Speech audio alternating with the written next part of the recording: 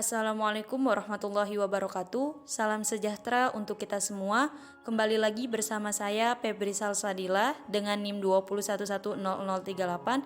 Di sini saya akan sedikit mereview materi pertemuan ketiga, 4 dan kelima yang membahas tentang sejarah perkembangan dan pembentukan qawaid fiqhiyah dan 5 kaidah asasiyah. Namun kali ini saya akan membahas 2 kaidah saja. Sejarah perkembangan dan pembentukan qawaid fiqhiyah terbagi ke dalam 3 fase. Fase yang pertama yaitu fase pembentukan dan pertumbuhan. Dari fase ini terbagi ke dalam 3 periode, di mana pada periode ini ada pada zaman Nabi Muhammad SAW yang cikal bakal kemunculan qawaid fiqhiyah bersamaan dengan hadirnya Rasulullah. Dan berdasarkan hadis-hadisnya yang menjelaskan dan merinci ajaran Islam yang bersumber dari wahyu Allah. Pada zaman sahabat, yaitu mengikuti jejak Nabi dan merumuskan kaidah dengan gaya bahasa yang singkat, padat, bisa mencakup dan menyelesaikan masalah sekaligus yang mempunyai kesamaan karakter.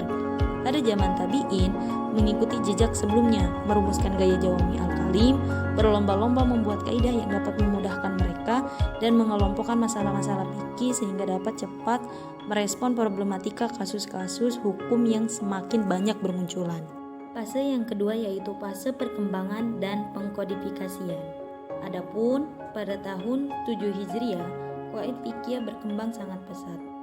Tokoh-tokoh yang mengkodifikasi diantaranya yaitu Imam Abu Tahir Al-Dabbas, Abu Hasan Al-Kharki, Abu Zaid Ubaidullah Al-Dabusi, Al-Alama Muhammad bin Ibrahim Al-Jurjani Al-Sahlaki, dan Al-Imam Izzuddin Abdullah Al-Salam. Fase yang ketiga atau fase yang terakhir yaitu fase pemantapan dan penyempurnaan. Pengkodifikasian ilmu qawaid fiqhiyah mencapai puncaknya ketika disusunnya Al-Majalah Al-Ahkam Al-Adliyah pada akhir abad ke-13 oleh Komite Ulama pada masa Khalifah Al-Ghazi Abdul Aziz dari dinasti Utsmaniyah. Pada dasarnya, qawaidul fiqhiyah yang dibuat para ulama berpangkal dan menunjuk kepada 5 kaidah asasiyah atau asasiyah al-khamsah. 5 kaidah pokok ini melahirkan bermacam-macam kaidah yang bersifat cabang. Sebagian ulama menyebut 5 kaidah asasiyah ini dengan kaidah al-furuq.